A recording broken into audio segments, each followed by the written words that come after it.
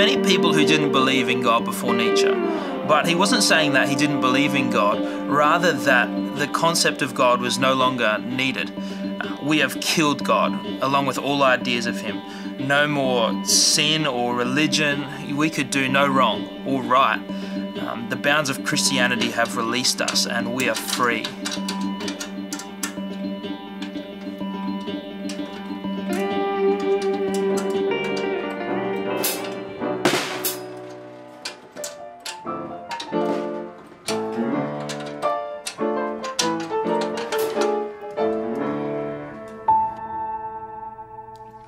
A group of psychologists tried an experiment using playground fencing to understand the effect that boundaries have on child's play. This is what they found, that when the fencing around the playground was removed, essentially allowing the children freedom to go wherever they like, the children no longer played on the equipment and enjoyed their recess, but timidly huddled beside the school building. However, once the barrier was rebuilt, the children eagerly ventured out onto the playground, now feeling confident to enjoy their playtime.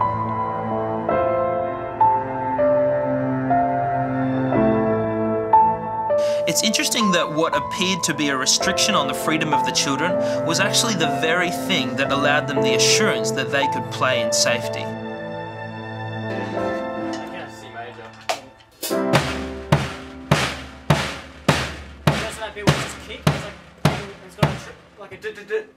Yeah, and it's got like a dotted A from the piano. Coming on the scene. Skip to wherever it comes.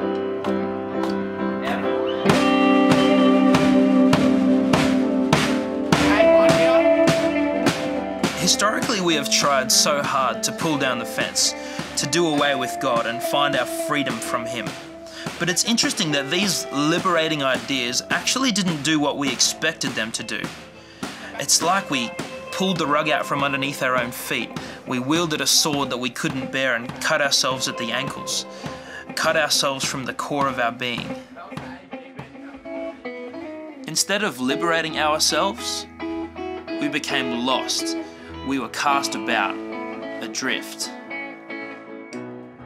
To have a framework in which to find ourselves does not rob us of our creativity or individuality, but it frees us to be ourselves, to be creative.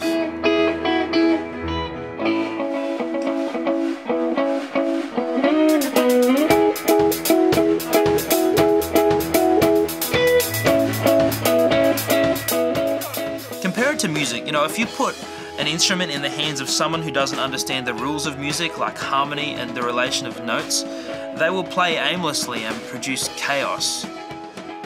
But if you understand the foundations of music, you are free to improvise and create something beautiful. Knowing who we are before God does not trap us, but it tells us who we are. It frees us to improvise and to create the sound that we are looking for.